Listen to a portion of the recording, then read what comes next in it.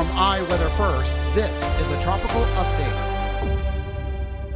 Good evening, and thanks so much for watching iWeather First. I'm meteorologist Richie Pergolesi with tonight's tropical update, and we are talking about Hurricane Lee and Tropical Storm Margot, the only two systems that are out there at this time, as we can see on the visible satellite. No other disturbances to report on, so let's go ahead and talk about Tropical Storm Margot first.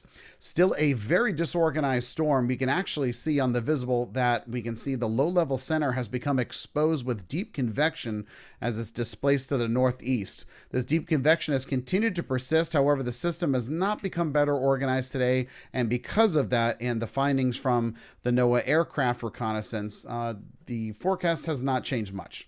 Still expected to become a Category 1 hurricane, though, with winds of 75 miles per hour due to those sea surface temperatures. Right now, it has winds of 40 miles per hour, moving west-northwest at 17. Not going to be a problem for us, only for the shipping lanes, so it's not going to impact land, so that's a good thing. So let's go ahead and talk about Hurricane Lee.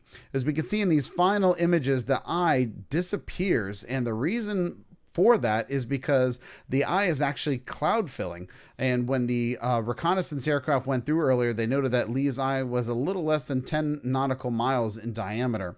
As we can see here on the infrared satellite imagery here, you can see that cloud filling, and there is actually some pulsing coming out of the thunderstorms. If you look a little closer, you can see as it's spinning, those red and black colors from the center, that pulsing is actually due to the moderate shear and dry mid-level air that is affected Lee. After that time, the upper-level wind pattern could become a little more conducive for re-strengthening. However, the timing of eye wall replacement cycles makes it difficult to predict when Lee might re-intensify. And we could see this here in the latest update from the National Hurricane Center. Still a very strong Category 4 hurricane with winds of 150 miles per hour. That's down about 5 as it was earlier today, moving west-northwest at 13, pressure at 942 millibars.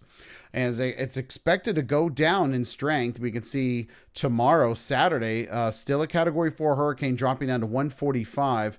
But check this out, as we get into Sunday, Monday, and Tuesday, it's expected to drop to a Category 3 hurricane with winds of 125 miles per hour. However, this could change because as it goes through its eye wall replacement cycle, it's like when you spin a top on a desk and it starts spinning itself out. That's essentially what's happening with the storm as it's trying to rebuild a brand new eye wall there. So we're still going to have some other things to talk about here, including dangerous surf and life-threatening rip currents, which I'm going to show you in a second. But first, I wanted to show you the models.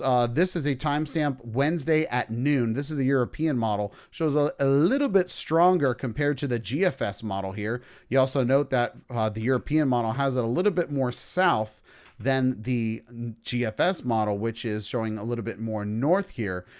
Still too far out to tell. I would say in about 2 to 3 days, we'll get a little bit better picture of where exactly we can expect this to go. And that's relying on those steering patterns from that Bermuda high pressure that's out there, as well as that jet stream too. Here are the earliest arrival times here. It's gone down for Puerto Rico and the Leeward Islands. Not to say that they're not going to get anything. However, the chance for tropical storm force winds are now downgraded to about 5 to 10% chance of that happening. So that's a good thing. We can see here with the wave heights Wednesday around noon, it is going to create some dangerous surf and life-threatening rip currents around the area, and this will continue to spread westward and northward. This is going to affect Puerto Rico, Hispaniola, the Turks and Caicos, the Bahamas, and Bermuda through the weekend. And with that too, let's go ahead and check out your 7-day forecast here.